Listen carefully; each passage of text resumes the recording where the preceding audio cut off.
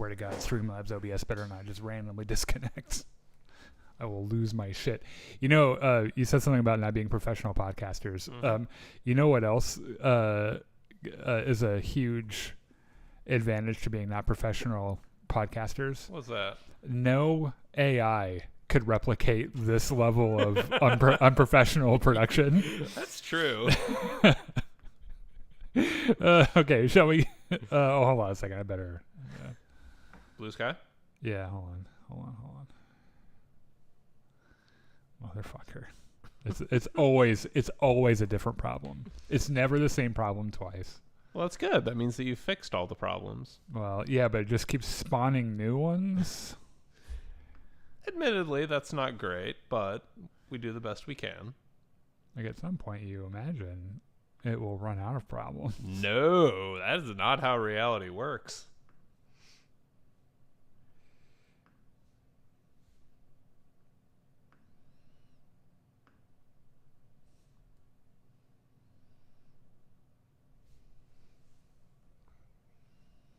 Blue sky falling on me.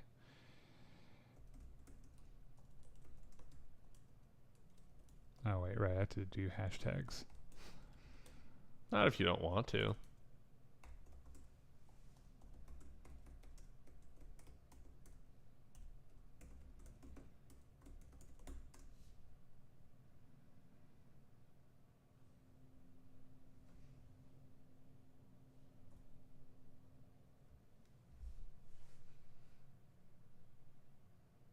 Jedi Enclave official. Yeah. Okay. I mean, pretty sure that's right. Either that or you just linked to some random channel. Whatever. Okay, let's go, shall we? I think.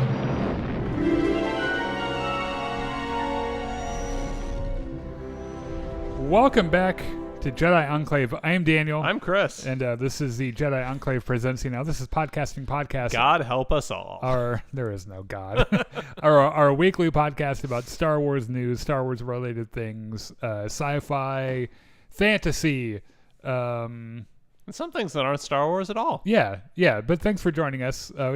Just like my Batman stream yesterday, we had kind of a weird start with the technology. Yeah. I'm so sorry. We're here. Also, we were like a half hour late anyway because we got really absorbed in this Battlestar Galactica episode that was like randomly 2 hours long. Yeah. We're sitting there like, oh, wait, we have a podcast today. Oh, shit. It's like, wow, this episode's like there were 3 different places where it could have ended and then it just didn't. Yep. Anyway, this week, Star Wars news. Ironheart episode 1 through 3. And a couple of other things we'd like to talk about today. While you're here, if you could go and give us a follow on Facebook Live, YouTube, Twitch, Discord, Blue Sky. All of those links are in the description of this video. And then looking forward in the week, what is tomorrow? Saturday. I think we're doing Star Wars Battlefront 2 tomorrow night, 7 o'clock. Sunday, we're doing Gungans and Dragons, our weekly tabletop RPG set in space. You guys have some thrilling rescue mission or something going on. You've been making big plans about it. No, do you know what? I did make a... Okay.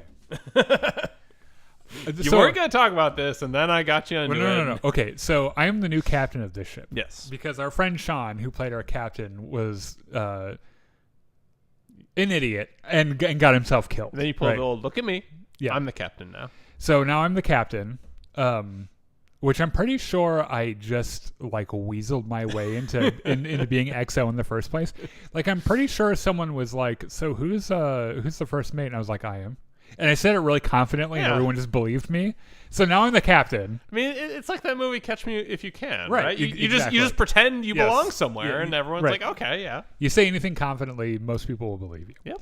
So we're on the hunt for this pirate. Called Ferric Redthane, and I sit down for a week and I make a list of all of my assets as a captain, all of my tactical assets. I come up with this really solid plan. And Sean, the guy who played the character that died, has a new character who is this elf with brain powers. Okay. Right. And so we get in system. The plan was we send his elf character down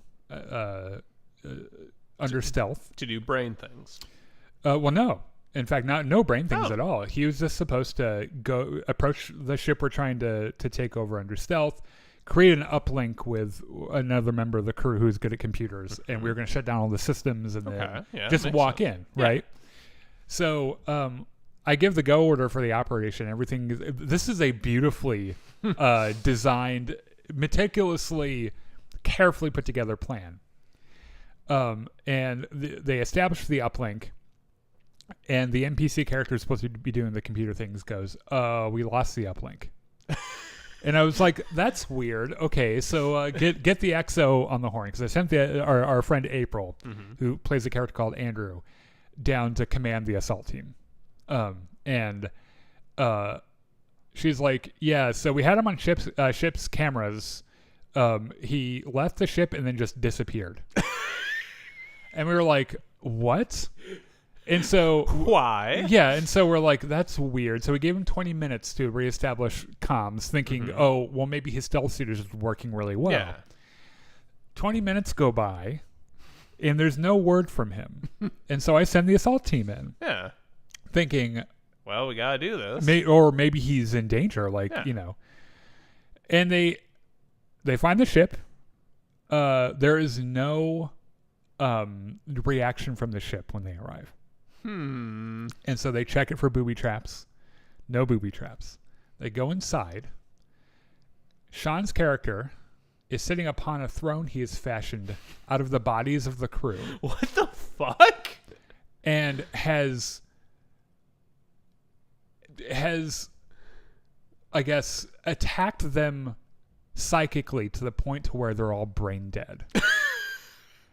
Even the guy, so I wanted this guy alive because I suspect he has intelligence we really needed. Well, so much for that. Yeah, just blew the whole fucking thing. And that episode ends with some like drama RPG, like I threatened to kill him. I had our security chief put him under arrest, and even though I'm sure he could kill me with like a thought. Yeah. So it's a whole thing, and so now we're trying to figure out. The cops have come, and they're like, which is just never what you want, because he didn't have. He didn't have a license to do that, right? But he also didn't have the foresight. He let one of them go. And so she escaped and called the cops and was like, there's this crazy psychic man that killed my entire pirates? crew. Yes. Yeah, they were yes. And so why did well, because that's illegal. Apparently psychic things in this system is like really illegal too. Okay. And so we pull up, like the cops pull up and they're like, so we have a report from someone that their entire crew was killed by a psychic. Do you know anything about this? No. And I was like, nope. And thankfully roll out the window, drive away. Yeah, it's thankfully my character is a skilled liar. So I was able to, like, I don't know. I'm trying to make it so we get away from this without anyone dying or anything. But anyway, we're doing that on Sunday. It'll be a whole thing. All right. Real quick, Fantastic Four had its final trailer before that film comes out, which I think the big notable thing was the thing with a beard. Right. There's a shot of Johnny carrying the thing as they fly through the air, and he's got a beard. Yeah. Also, I liked how a detail in that trailer. I liked how they. Do you know that sunscreen company whose old logo I think used to be the little girl on the beach with the dog like pulling her panties off, which by the way I always thought was kind of creepy. It's really weird. They reimagined that label in universe in Fantastic Four, and it's Johnny Storm with his underwear getting pulled off, which I was like, yes please, more of that please. So I don't know. I think Superman comes out first, right? Yes, it's. I believe it's Jurassic Park, then Superman, then a week, and then Fantastic Four. When is so Jurassic Park's probably soon then? Sure, next July week? 6th, I think. Okay. Yeah, that'd be next week. Yeah, so we'll be watching these movies. We'll be going to see them. We will consult the schedule. Yeah, and then we'll come back and tell you how they are. Okay. So what? Is it time to speed run? Star Wars Mandalorian Grogu. Turns out we know this is a film. It turns out that this might actually be a trilogy. It looks like something internally they're discussing, which is more in line with the rumors that we've heard about Lucasfilm changing strategies for their media and maybe going back to a more theatrical centered direction for the IP. So the way I read this article is that they're considering going to a trilogy, but it depends on how the movie does, which is the worst way you can plan a trilogy. Right. Because it means that if it does poorly, but you set it up for a trilogy, then you have all these loose plot ends that are never going to get resolved, like Acolyte Season 1. Yes. So I'm hoping, very sincerely hoping in my heart of hearts, that they end the first film of this trilogy more or less the way they ended Episode 4, where like there's very few loose plot ends. There's a victory. Yeah, there's a big victory. There's Darth Vader tumbling off into space. Yeah. The Empire is still out there. Yeah, but there's not really. It ties up most of the loose ends. Right. There, right. Yeah. No, I like that. I think that's responsible. This weird knee-jerk reaction way of making films is one of the reasons that Hollywood has so many problems right now. It's one of the reasons why Hollywood likes to now only do properties based on things that already happened. So they're like, we're not going to do a new movie like Sinners, which, by the way, I'm not sure if you've heard or seen of Ryan Coogler's film I've heard Sinners. it's extremely good. I haven't seen it. We watched it the other night. It is fantastic. Also very unique, not based on a story really anyone has ever done before. Just amazing. Yeah. And Hollywood would much rather not do shit like that, and they're like, oh, let's do which is Snow why we have White. Jurassic Park 15 coming out. Right, exactly. They're like, hey, we take that shit to the bank tomorrow, so that's what we're doing. Dude, Jurassic Park 15, Alan Grant and the aliens from space. Fucking live action Dumbo. Let's make it happen. Right. So yeah, I could grumble about Hollywood probably all day. Star Wars has officially released an interactive galaxy map, which I went to go check out. It is not very mobile optimized. So if you visit it, go on your PC or your computer. But it is it is expansive. It's got tons of fucking planets on it, like hundreds of planets. Shit we've heard of, shit we haven't heard of. So yeah, it's it's pretty cool. Yeah. Star Wars: The Acolyte has a prequel novel, The Crystal Crown, which is arriving next month, which I do plan to read. And because it's Jordan Jecki, and who doesn't want more Jordan Jecki? I love Jordan Jecki. In fact, people, followers of our podcast might remember that I was a part of the Yord Horde when Star Wars: The Acolyte was coming out, because that man, Charlie Barnett's a very attractive man. I was not as attractive, I will say, as Manny Jacinto, who I would willingly and excitedly turn to the dark side for any fucking day. But yeah, I'm gonna read that mostly because I know this book is gonna make certain people upset. And excellent. And good. Those tears, oh, they taste so good. So it's Jord Jecki. I guess we're gonna have to go off and do some shit while their masters are doing other shit. Right. So yeah. Hopefully they fare better in this mission than they do in Acolyte Season 1. Well, they can't really do worse. Right. Yeah, because so we watched. So I up until a couple of weeks ago, I'd only seen Acolyte one time. Also, I might point out, I think our general assessment of the show was, it was fine. It was all right. It was like a solid 5 out of 10. Yeah. Right. Like mid. I think that's how I remember us rating it. Yeah. I watched it again, and with my partner John, and he's like, "Oh right, they all died." Every motherfucker in that show dies, except for like Vernestor Rowe. Yeah, pretty much. Yeah. Oh God, some good lightsaber. It's all like Rogue One in that way. Yeah. Everybody dies. Right. Spoilers if you haven't seen Rogue One, but everybody dies. Right, yep. Especially Krennic, by the way. John had never noticed, by the way, that in Rogue One, when the Death Star pulls up and fires the beam grazes the part of the building where Krennic was hanging out. So like he's extra dead. He's like the first one that gets hit. Yeah. So we also, I feel like we watched Rogue One again fairly recently, but yeah. Real quick, this is not Star Wars related, but I guarantee you, if you're a fan of sci-fi, good stories, this will be a thing you'll be happy to hear about. We're gonna do we will eventually return to Star Wars Storytime when we don't have summer blockbusters to watch and review and things like calm down a little bit. So we're going to do a mini Star Wars story time right now. I'm going to try to keep it at 7 minutes. Okay. The reason I'm bringing this up is because my favorite contemporary science fiction novel is called Project Hail Mary by an author named Andy Weir, who wrote the amazing, probably my second favorite sci-fi novel, The Martian, which was turned into a film. Starring Brad Pitt? Not Brad Pitt. It was Matt Damon. Matt Damon. Right. Directed by Ridley Scott. I think I just made the confusion of two Hollywood actors that everybody makes. They did not improve this by casting Ryan Gosling, by the way. Oh God, yeah. In Project Hail Mary. So anyway, my favorite sci-fi novel, not of course counting like Ray Bradbury and some of the classic, like contemporary sci-fi stories.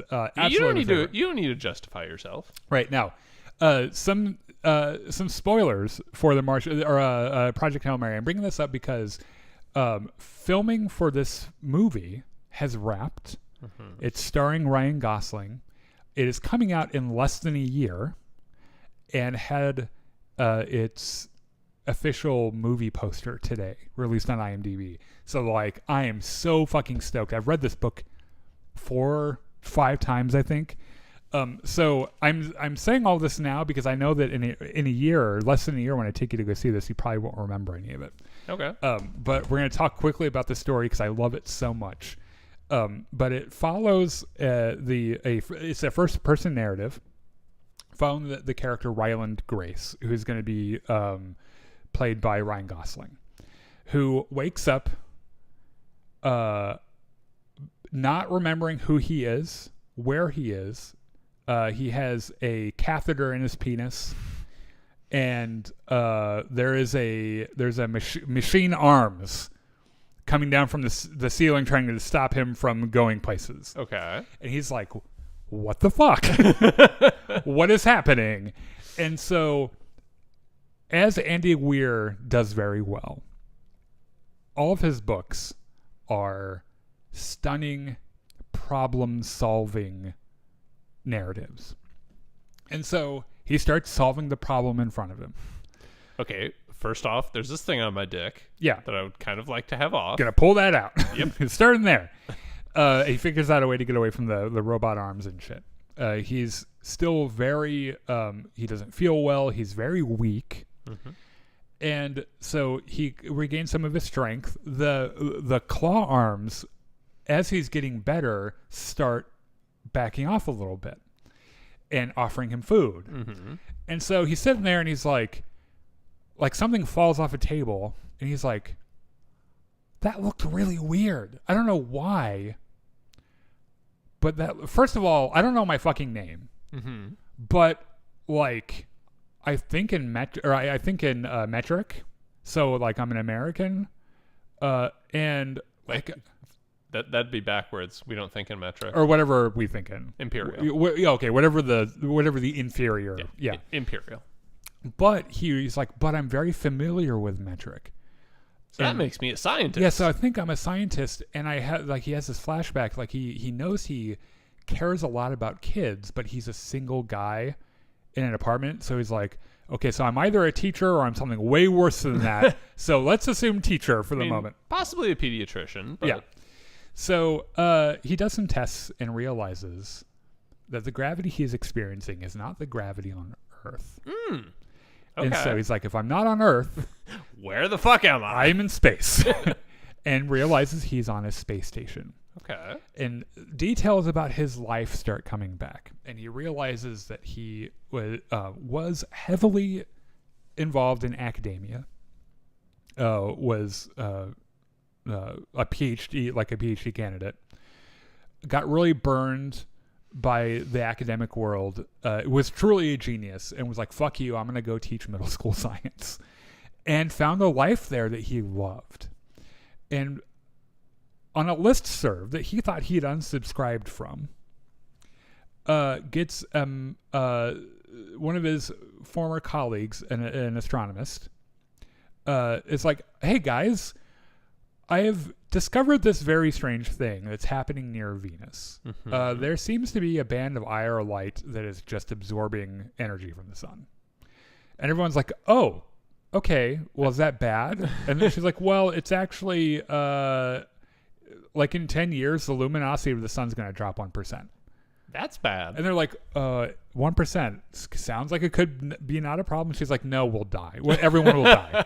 And everyone you've ever known will die. And they're like, what the fuck is happening?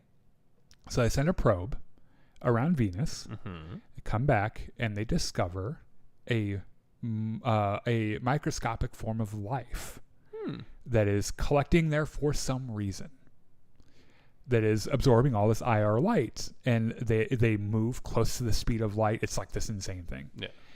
And they're like, okay, well, we need to figure out a way to kill this because otherwise we'll die. Yeah. And the world governments all come. This is the most unbelievable part of the story, by the way. The world governments all come together and appoint one person, the Save the Earth person, who has, it's not Ryland Grace, but she has complete, total immunity from any crime on Earth. She has access to all the world's resources without question, right? Okay. And it's to cut through the tape and save everyone, right? And so they notice that a nearby star system is experiencing a similar thing, that they think that maybe that's where it's from, and so they plan this this space mission that would take, they science some of it, so some of it is a little science fiction, so they're like there's a way to get there like fairly quick and everything, and so they put this whole space mission together. And then a few days before it is sent to launch, there is an accident, and the main crew of this mission die. And the backup team doesn't have a microbiologist, which Ryan Grace is. And so they say, hey, do you want to... By the way, it's a one-way trip. The people signing up for it know that they get there, they solve the problem, they send the data back, but... they're going to die there, right? There's no way to get them back home. And so last minute, he's like, no, I'm sorry, I'm a coward. I can't go. And so they drug him and put him on the mission anyway. And he doesn't realize that until like toward the end, right? Where he's like, oh my, that bitch. Did you just spoil the twist for me? No, because I'm going to spoil the other one, which is he gets to the star system. He starts floating around, and he sees a ping on his radar. And he's like, what the fuck is that? And he looks out the window, and it's an alien spacecraft. Oh, that's fun. And that's all I'll say, because what happens after that is just so fucking... The whole thing is so fun. It's so cool.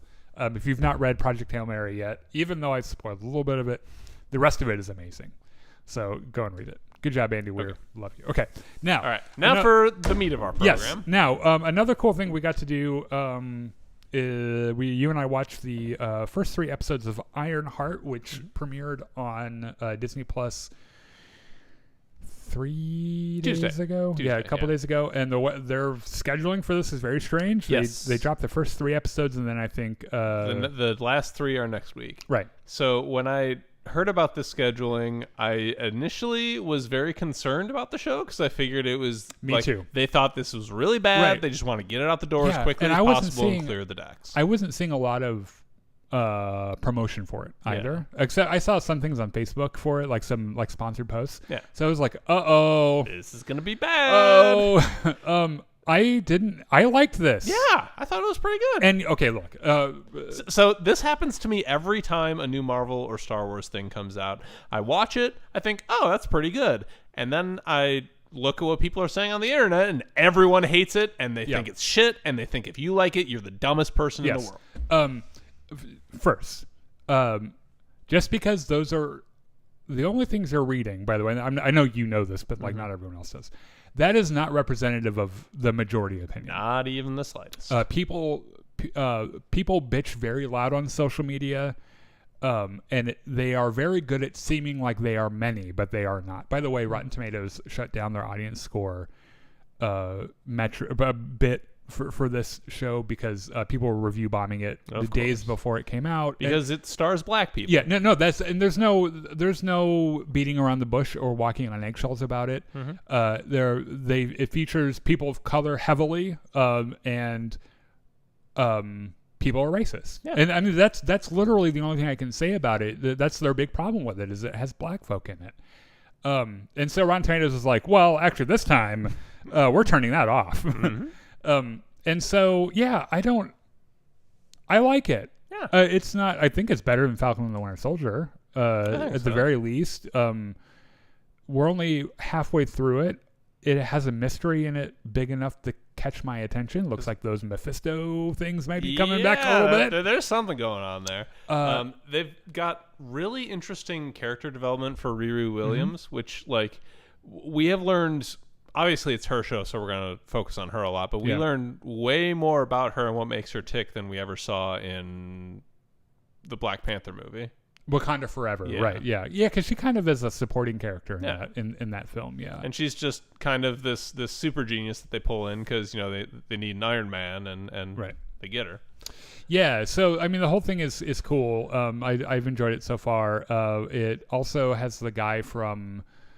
What is that movie where the guy it's a musical? The guy owns the bodega. He's also in Twisters. He's really, really hot, and they know that he's hot, and they find every excuse to have that man's shirt off. You're talking about the Hood? Yes. Yeah. Okay. Yeah. He's a very, very good-looking man. Yeah. Just pretty good cast all around. Yeah. Honestly. Yeah. There's a lot of really. Alden really Ehrenreich is in the show. And oh you know yeah! what? Shit. You know what? The last thing when I saw him on screen, I was like, he looks really familiar. Yep. Han Solo. Until you said that, I didn't actually know who he was. But yeah. You know the last movie it was that I saw Alden Ehrenreich in? What was that? Cocaine Bear. And which you know I hear is really good, despite the incredibly stupid premise. Yeah, it is a really stupid premise, but it's well acted, and it's really fun. And like the kid characters, because the kids are like kind of like the main characters of the story, are really, really good. What is that boy's name? Christian something. I don't know. He's hilarious. He's really funny. So yeah, Alden Ehrenreich's in it. He plays a really fun character. I like him as an actor. Yeah. So let's. I think spoiler free. That probably more or less does it. Yeah. We're gonna get through not like all of the plot, but as much of it as we can in a half hour. Yeah. So this show opens with. Well, by the way, hold on. So we did talk about Wakanda Forever, but it's also worth noting this happens directly after the events of Wakanda Forever.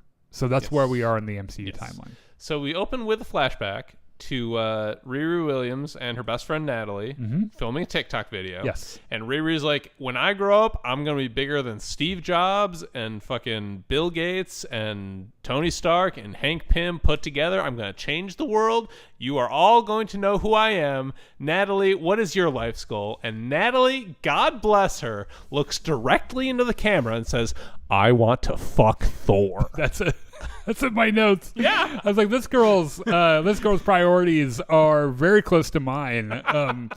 Because let's not pretend that if the events of the MCU happen here on Earth with all of us, we don't want to fuck Thor and Captain America. I mean, fair enough. Even the straight dudes would be like, what? They're very pretty men. This one time, I'll allow it. So we find out that's her friend Natalie, her like best friend Natalie, who is the bigger sister of her friend Xavier as well. I think so. Yeah. Yeah. So we cut to the present. Yeah, Riri's having some school troubles. So basically, well, not so much like the school troubles you would think, because like she narrates way worse ones. Yeah, so she narrates talking about how she has this project to change the world. She's going to make this really cool Iron Man. She wants to be armor. iconic. Yes, that's her thing. Yeah, but the grants she's getting through MIT aren't enough to fund it, so she's like selling completed assignments to all the other college students around. Yeah. And the dean eventually calls her into the office and says, look, we don't do that here. Yeah, we're done. We find out that MIT gave her a bespoke degree program. So, look, you're a fucking genius. Yeah. Make something. We'll figure it out later. Right. And she's like 4 years into this program and still hasn't declared a major or something. Yeah, she hasn't like taken any classes. Yeah, she's just hanging Dean's out of like, the. changing the world isn't a major. Like we can't give you A degree. iconicness is not a degree. Right. So they expel her ass. Yeah. And by the way, the one guy that's like I think more directly involved with her like degree program. Yeah. He shows up in Age of Ultron. By the way. Oh. He is. I don't know when the last time you saw Age of Ultron. It was a long time ago. Or no, it wasn't Age of Ultron. It was maybe Civil War. But he gives a talk at MIT to announce the scholarship he's doing, and that's a neat little continuity. yes, and the guy is like waiting for him. He's like, actually, I have a project I want to work on too. Maybe get some money, and it starts kind of blows him off. But yeah, he's in those in that movie as well. So she gets expelled, but she's like, you know what, motherfuckers? Technically, that suit that y'all saw in Wakanda Forever, that was with my grant money. So that belongs to me. Legally belongs to me. I'm taking that with. Yes. So it's like there's two security guards with her in the lab, and they get distracted, and she just starts putting on the armor and then just fucking flies out. Yep. She has an AI called Trevor that's like Jarvis, but way jankier. It's clippy. In my notes it says basically Clippy from Microsoft Office 97. He works about as well as my Alexa does. Yeah. Which is, I think she tries to lay in a course in Chicago, and it starts playing music by Chicago. And so she takes off. She's like, fuck you, MIT, I'm never coming back. And she gets... most of the way there. Yeah. So meanwhile in Chicago, though, before we get back to that, we meet a crew that's doing some sketchy shit. Yes. Right? They're breaking into some fancy building. It's basically an Ocean's 11 crew. So we are introduced to the Blood siblings, who are like the muscle. Yeah. They're karate. Yep. Karate people. They do the judo chops. We have Clown, who is their pyrotechnic specialist / lockpicker safecracker. We meet Slug, who is the team's hacker, played by RuPaul Drag Race All-Stars winner Shea Coulee, who, by the way, okay, casting a RuPaul Drag Race All-Stars winner in your MCU show is a bit of inspired casting. Yeah. Because, look, I've seen a lot of RuPaul. All of them are very good at what they do, right? Which is glamour and fashion and a good old style lip syncs and shit. You would, and they're very good at reality TV. They're very dramatic. Very dramatic. Yes, but you would not expect them to be all necessarily good actors, right? Like in a show. Sure. Shea Coulee, by the way, fucking kills it. They kill this. Yeah, role. they're very, very good. Yeah. And I love the whole thing. And I know this is another thing that right wing incels are really mad about. But fuck y'all, the casting's really good. They do a really good job. And if your only problem with them is that they're non-binary or a drag queen, you can go fuck yourself. So Rampage is their tech engineer guy, right? No one calls him Rampage. But he wants everyone to call him. He Rampage. wants to be called Rampage, but his name is, I forget his name. Stewart. Yeah. Right. Yeah. Played by Eric Andre. Yes. And so he's an idiot, and he makes a mistake that trips the building alarm, so they have to go to Plan B. And what is that they're trying to get there? I can't remember. They're stealing something. Yeah, it's some. I don't think it matters that much. Yeah. But we also meet the group leader, Hood, who has a crazy Cape Hood thing, and that's about all we know about him. So Riri's suit fails right as she's arriving in Chicago. Yes, because her AI recognizes, hey, you're not an You've MIT student anymore. I can't help you. Sorry. Bye. Bye. Hope you don't crash land in the middle of the street. We are at 30,000 feet. Have fun. She crash lands in the middle of the street. Yep. I love how casual MCU civilians are about crazy shit. After the Battle of New York, I don't think anyone's... And like the blip and shit. Yeah, because this guy's just biking past. He's like, get out the street, while she's lying there and having crash landed. Oh, that reminds me that they do the stylized title cards, which is really cool. I think the first episode is after she's crashed on the street. Yeah, the craters spell out Ironheart. Yeah, it's a pretty neat thing. They did a similar stylized thing, but a different art style in like Miss Marvel. Which I really enjoyed. So she does a walk of shame Yep. back home with pieces of her suit, and she meets a boy with a wagon who charges, like a true entrepreneur, charges her $20 to haul her suit home. We meet Natalie's brother, her best friend who is dead. Yep. Her Xavier. brother Xavier, and her mother Ronnie, who by the way already knows Riri is expelled because she's bribed a janitor at MIT to report back to her on Riri's dealings, which I feel like is probably a mom thing. Yeah. So she asks her her mom asks her, why do you keep building death traps? And she says, because I can, which is like this recurring idea with Riri, that she isn't necessarily... She doesn't really have a plan exactly, but she knows that she's really good at making things, so she just keeps doing it. Yeah, and you know what she kind of reminds me of? I imagine that Tony Stark was probably a lot like her at that age, where it wasn't necessarily about making, like, being the good guy. Yeah. It was about standing out and, like, making something truly revolutionary and everything. And I think that's kind of how Tony probably ended up making becoming an arms dealer, you know, which is kind of a not meaning it in a negative light necessarily, but a very teenaged mentality. Oh, sure. Of trying to stand out and form your identity and create something that people will identify with. Right. You. And, you know, that tracks because we find out she graduated high school and she was, like, you know, 2 years old or something. And then she went to college and got her first degree. Extremely precocious. Yeah. So, like, you know, she's going to have some developmental issues anyway, where she's, you know, all people that age are trying to find the thing that makes them them. But she is also a genius, and she knows that she's a genius. Right. Yeah. So we see Hood's main henchman watching Riri. He's walking his dog, and he's watching her. The next day, he finds her at a junkyard because she's trying to score parts to, like, fix her suit up. Yeah. Yep. And he gives her a business card, and he's like, "Hey, come here. You might have a lot of fun. We have a job interview for you." And she's like, "Okay, then." And he pays for her parts. Yeah. Too. He's like, "Here's $20." It's more like 500, but who's counting? So she goes to the address on the card, which is like a restaurant, I think. It's a pizza place. Yeah. They say, take the elevator up. So she takes the elevator up, and, like, halfway there it stops. Mm-hmm. And then there's some gas in the air. It's like a Saw style trap. Yeah, it's a Saw trap. And the interview is either you figure out how to survive or you die. You suffocate and die, yeah. Mm-hmm. And the entire team is watching from cameras. Mm-hmm. And they're like placing bets, like there's no way she's going to get this out. Or how long it'll take, or what, like, method she'll use and everything, yeah. The intended solution here is, you know, figure out how to open up this box that has a gas mask in it. Right. The solution Riri opts for is break the elevator controls, hotwire it, get the door to open. Yeah.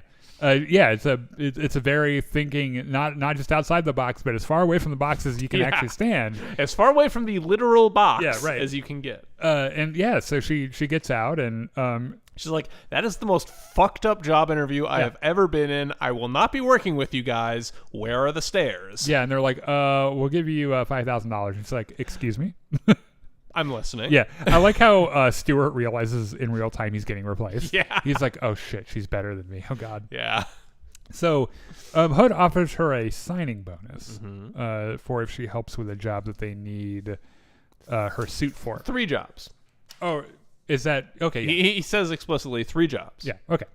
So she's like, all right, well, I do have this money problem, and you're offering to be a solution for it. So okay.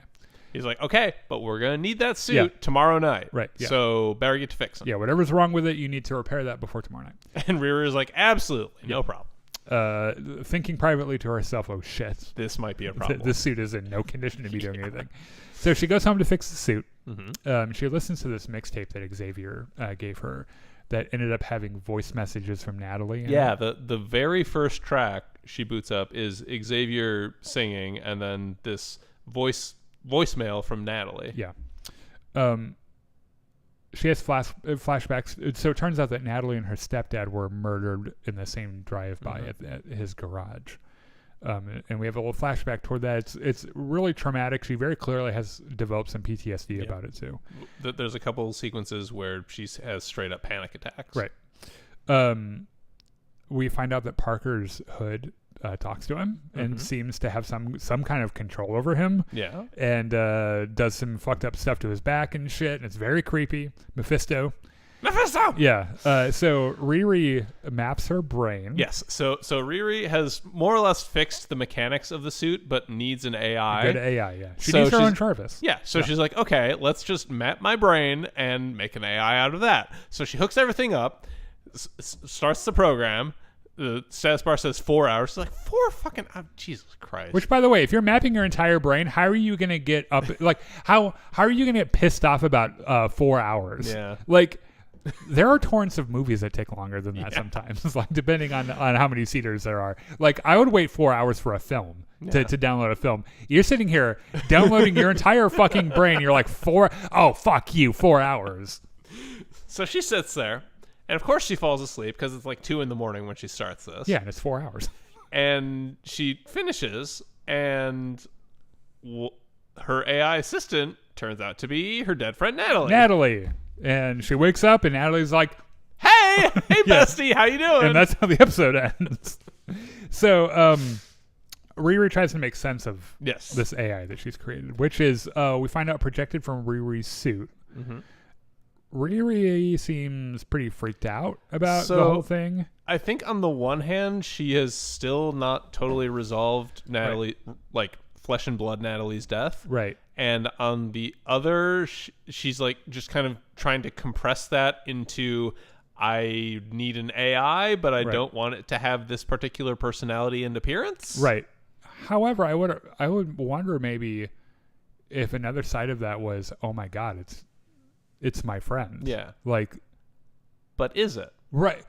Because she has the same mannerisms and stuff. She has apparently identical mannerisms. I think it's all based on Riri's perception of her. Yeah. Let me just, like, if I was making an AI and it was my brother who died, it would be hard for me. Like, I'm sure that the logical part of my brain would be like, oh, this is just like a really advanced Chat GPT or something. But on the other hand, it'd be like, oh my God, it's my brother. Yeah. You know, so like, how do you even process that even? Which I think they do a good job of setting that up as a thing she's trying to like wrap her brain around. So, so they go back and forth. And Natalie's like, you know, if you don't want to call me Natalie, you can call me this really long. Yeah, algorithm. so I didn't write it down, but it's the whole thing. Yeah, it's an acronym for Natalie. Yeah. And Riri's like, that's not going to happen because I'm going to delete you and start over. And Natalie's like, that's not very cool. That's murder. Yeah. So also, by the way, Natalie's hilarious. Yes. I find her very funny and very charming. And I think as the show's kind of like, I guess a little bit comic relief. I think she's really cool. So, she also appears to be entirely self-aware. And it would not surprise me at the end of the show that we find out Natalie's like gained sentience. I think she already has sentience. I think she came into being with sentience, which is going to be a really interesting dynamic with the upcoming Vision show. Yeah. Vision Quest. So that whole thing is going to be crazy. Yeah. So Parker's team watches an investor's video for a company called Tunnel, which is a bespoke artisan underground highway for rich people so they don't have to mingle with the peasants, pretty much. It's fucking Elon Musk's Hyperloop. Yes. It's a subway for your car, which is the stupidest kind of subway you could possibly make. Right. Yeah, it does seem ridiculously over-engineered and wasteful, and of course, like, only rich people can afford it. Which all of that when you could have just built more subway. Right. So, like, Silicon Valley eggheads cannot stop reinventing trains and buses. Right. It's really stupid. It was a really good idea to begin with. I mean, it's kind of like Hollywood where they're like, oh, we're going back to what makes money. So Parker introduces the team to Riri. We find out, by the way, that Slug is from Madripoor, who is that cool city that we see in Falcon and the Winter Soldier and Shang-Chi. Where Baron Zemo does his dance. Yes, also where Shang-Chi's sister's fight club is, which is really neat. So we meet John, who is introduced as his cousin. Yeah. And they're the knife guy, right? And HR guy / getaway driver is what they say officially. By the way, Stewart is not there, Mm-hmm. so he's unemployed. Someone makes a really good gag about John. My parents didn't tell me they love me, so now I play with knives. Right. Yeah, it's really funny. He's like, actually, that's pretty good. I think I like the general dynamic between all of it. Like the Ocean's 11 crew. Yeah. They all have like a cool rapport that I really like. Yeah, they give each other shit. We find out a little bit later that John is a little unhinged. And kind of dangerous, and I mean, he plays with knives. Of course, he's unhinged and dangerous. So, Riri has a problem. Mm-hmm. The only way her suit is going to be ready for the heist is if she finds some like hard to find exotic tech components. Yes. So she tries to call Stewart to see if he has any leads, but he doesn't answer. Odd.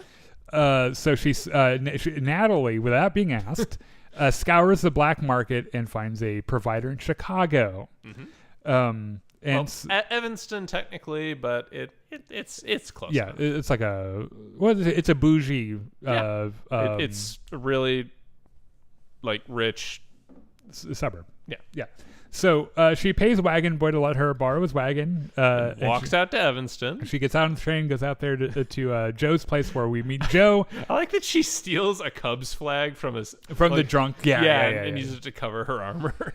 So we meet Alden Ehrenreich's character Joe, who has Joe Gillicuddy. Yes. Which Natalie and Riri are like, that is such a fake name. Yeah, fake name or just a white dude, can't tell. Yeah. So he has a terrible neighbor. This fucking Karen of a woman, oh my God. And her literally shitty dog. Yeah. Fucking shits on his lawn. He's like, dude, can you not tries to explain this 5 different ways. She's like 5 different ways of tell him to fuck off. Yeah, she has all these excuses about how she can't pick up this dog shit and why he's even shitting in his yard in the first place, and the whole thing. Clean up after your dogs, people.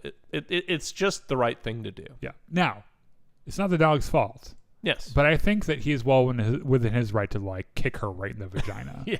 Because I have 2 dogs. I walk them every day, and we bring bags with us so that when they poop in other people's yards, we pick it up. Mm-hmm. So they meet. He's very timid. He's very scared, and she's able to blackmail him into getting the parts that she needs. Yes. So they drive out to his workshop bunker. They have a moment in the car where they bond over Alanis Morissette. Yeah, right. Which is okay. That's pretty typical, actually. Yeah. So they drive out to he built this bunker and the silo and shit. Yeah. He has tons of toys and a lot of illegal weaponry. I don't know where the rest of my notes are. Riri's like, what the fuck? You just have all this stuff and yet you've never touched it? Right. He gets real skittish about, I don't want to touch it because then my fingerprints will be on it, and what if you get arrested? Yeah. And then the bad things will happen. He's got a lot of interest. So he's trying to be a humanitarian. Yeah. Right. And we find out also he's like a technology ethicist or something. Yes. He's also obsessed with that fucking live, laugh, love shit. Oh, yeah. He is basically a white woman. Yeah. A white middle-aged woman. So she gets what he needs.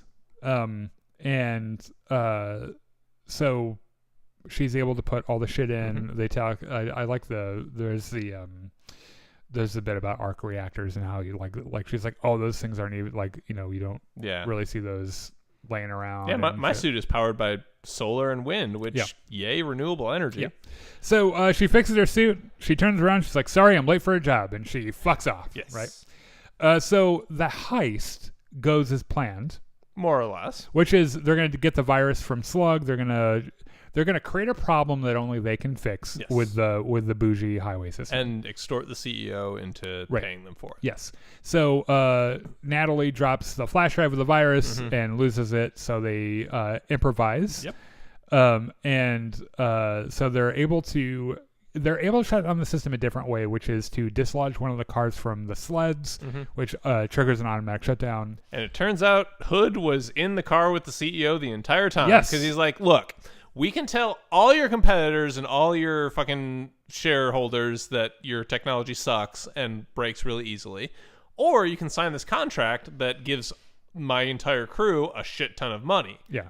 Like so yearly salary, like 6-digit salaries and stock in the company and shit. And she's like, well, shit, I guess I got to sign. I guess so, which, by the way, there must be some way to undo this.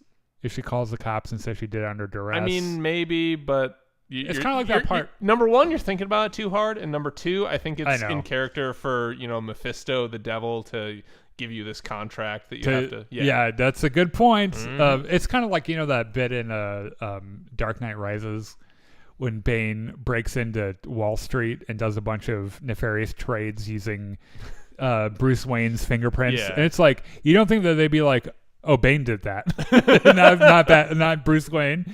So anyway, yeah, everything goes planned. There is this weird right as they're about to escape, a cop pulls a gun and Natalie freezes. Yes. Because she has some of the same PTSD about her death that Riri has, and and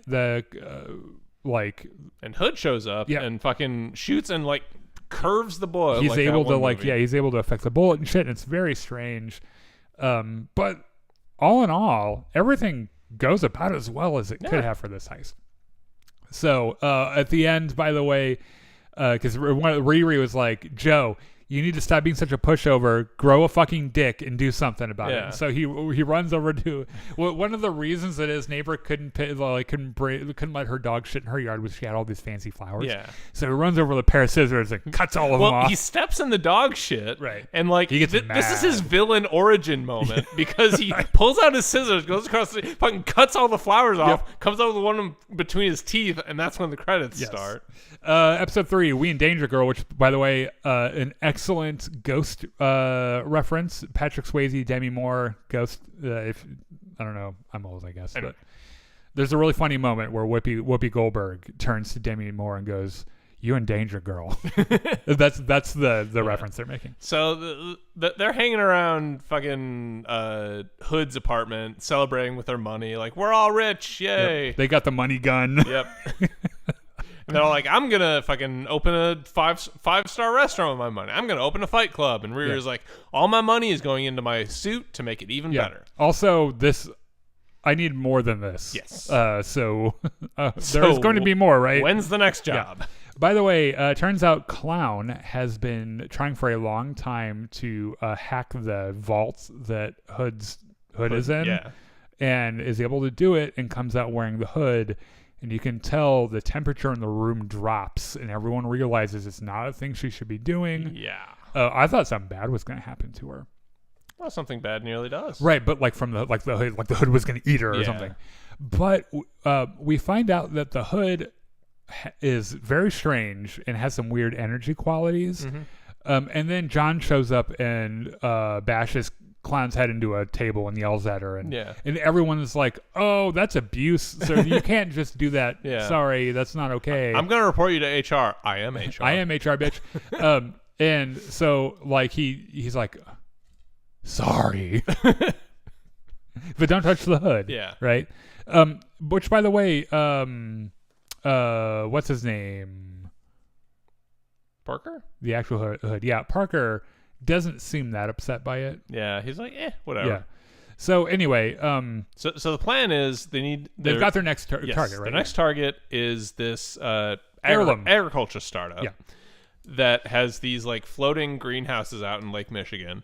The problem is they haven't they've done their reconnaissance. They're still working on it. They'll meet back later to get everything figured out. They usually go into these with leverage and with a good plan, which they just don't have. There's a scene slightly later where John talks to Parker and he's like, "Look, dude, this guy is clean as a whistle. He's lived his life purer than a saint. There is no leverage to be found." Which, by the way, is even weirder than if they had found he had killed somebody or something. That to me is just as strange. He's a fucking tech billionaire, right? Yeah. There are no innocent tech billionaires. They've all done something heinous and should all be in prison. So there's a quick conversation between Riri and Hood about the morality of what they're doing and how he's like, "Look, we're in a gray area." She's like, "I'm not a criminal." He's like, "Girl, you are by definition a criminal. Yeah, you're officially you are at the very least an accessory. Yeah, but so I'm pretty sure you're just straight up a criminal. Now that your ball's deep in it, you might as well keep going." Yep. And she's like, "Okay." Yeah, makes sense. Okay. I do like money. You convinced me. So, Natalie is having some autonomy issues. She wants to be able to go places with her, and her access is very restricted and shit. Yes. And they find out also that Stuart died. Yeah. The cops show up. The cops are investigating Stuart's death. Yeah. And Riri was the last person to call his phone. Yeah. And Riri is forced to say, I don't fucking know that guy, man. Yeah. Just fucking, Yeah. I don't know. So she goes back to Joe because, okay, so the thing with the... So Joe shows up to her apartment. Oh, right. With and is like, blueprints, yeah. you are going to help me with these, Yes. or else I'm going to tell everyone Yes. where you got those parts. Remember the last episode when he told me to grow a dick? Well, I've grown it, and it's fucking 9 inches. So we're going to work together. You're going to improve these our ideas. And she's like, can you come back tomorrow? He's like, no. And then he hands it to her, and he's like, I'll see you tomorrow. I really like it. Does 6 o'clock tomorrow work for you? Wait a minute. I'm the one blackmailing you. Yes. 6 o'clock 6 o'clock works. will work, See you yes. then. So the thing with this heist that they're doing is that they have to The greenhouses have these sensors that pick up metals that are bad for the plants. Right. And if they pick up any metals, they immediately lock everything Right. and pump carbon dioxide in there so everyone dies. right. So she needs a way to because she wants a sample of that fucking hood. Yes. So she's like, oh, if I can figure out a way to smuggle my, because she can't use her suit because of the metal thing. You can't use, scissors. Right, because of the metal thing. Yeah. And also, do scissors work on a mystical weird... I mean, does a plasma cutter work on a mystical weird? Okay, so if I was like, okay, I got to get a sample of that. What of my tools are the most likely to be able to cut a mystical piece of cloth? The lightsaber. Okay, Probably the yeah, lightsaber. fair. Yeah. So she has to figure out a way to sneak in her little plasma cutters. And Jimbo has some synth skin that Right. will Will hide from right. sensors. Right. So, perfect. So she shows up. We find out a pretty massive reveal, by the way. We find out that Joe's name is actually Zeke, which is short for Ezekiel. As in the son of Obadiah Stane. Yeah, which is a... harkens way back to Yeah. Iron Man 1, the Ironmonger, which he even says in the episode, which is kind of neat. Tony Stark built this in a cave with scrap. With a box of scraps! Yeah, that guy. Riri Williams built this in an engineering lab at MIT with her grant money. With lots of components and yeah. help. Which does not sound as impressive. Right. So at first it kind of seems like she's like, okay, so you are kind of a nerd and you're trying to do the right thing. So okay, I'll help you, like, whatever. And Also, Zeke has his arm cut open because he was putting some robot parts in there, and Riri does some surgery to fix it. he should have gone to the fucking hospital. Yes. By the way, his arm was wide the fuck open, and she's like, "You got some peroxide?" I'm like, You're gonna need a lot more than that. this man needs staples. his epidermis is entirely separated. Yeah. So yeah, she helps him with that and shit, and he kind of warms up, and he's like, okay, you can have the fucking bionic skin. But, and this is super important, Right. do not drop it in in an active crime scene where Right. the police can Yeah, find it. 'cause it It is critically important Yes. that you do not drop this in an active crime scene Yes. where the police will find it. And the reason is because it is very easily traced back to me. Yes. So again, don't drop it anywhere. Especially not an active crime scene where the police will find it. Yeah. So they go on their heist. yeah. And everything is going pretty okay. Hood gets into where the CEO is. Yep. The CEO is entirely unthreatened by Hood. Doesn't seem to be that Hood's worried like, about him you're at all. gonna sign on the fucking dotted line, and CEO's like, why the fuck would I do that? Yeah. Just here, have a check for $50. Yeah. Go away. Take your pennies and get the fuck out.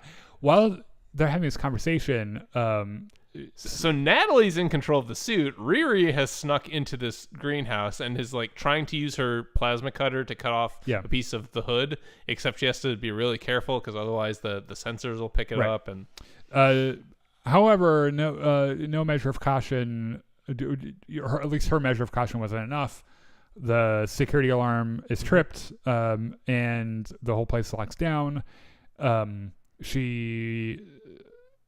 I think she orders Natalie to go and save everybody. yes.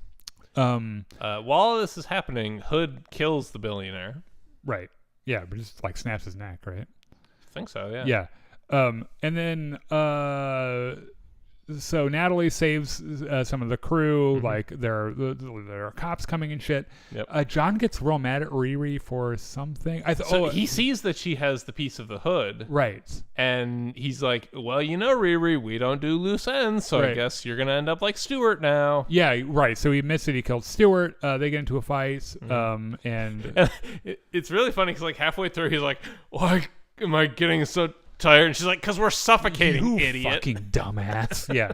So Natalie shows up to save her from John, locks him in the greenhouse, and then So everyone except John gets to the escape boat, and they're all Right. going off, and Riri flies away. Hood is like, oh my gosh, get up in the air and see if John's okay. And she's like, oh no, he's not okay. So sorry.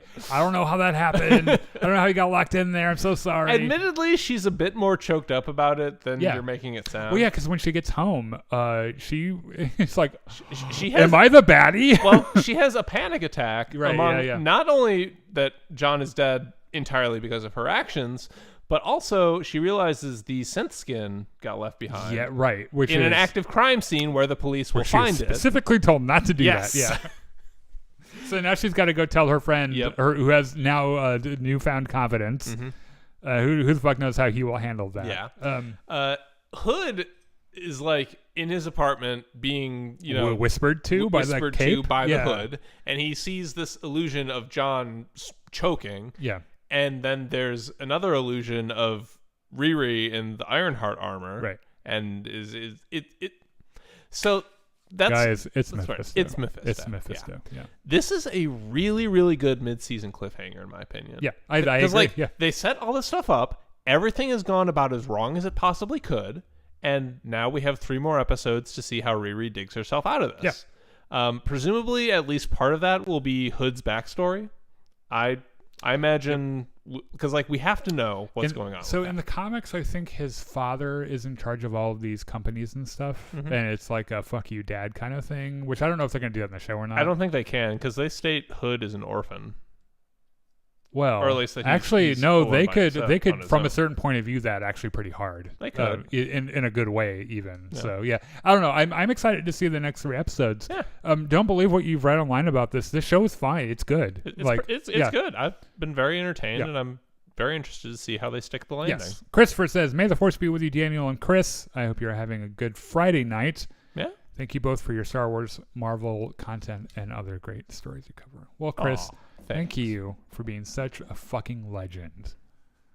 I think that's the end of our show. I think it is. Like I said, tomorrow we'll be back with Battlefront at 7. Sunday, Gungans and Dragons, 7:30-ish. And some other stuff. Yeah. Who knows? So, and then we'll see. I think eventually... Probably Wednesday? We'll look at the schedule because we're going to have to go see Jurassic Park, and we'll do a review on that's that. right. So, yeah. So anyway, thank you for joining us tonight. We appreciate it.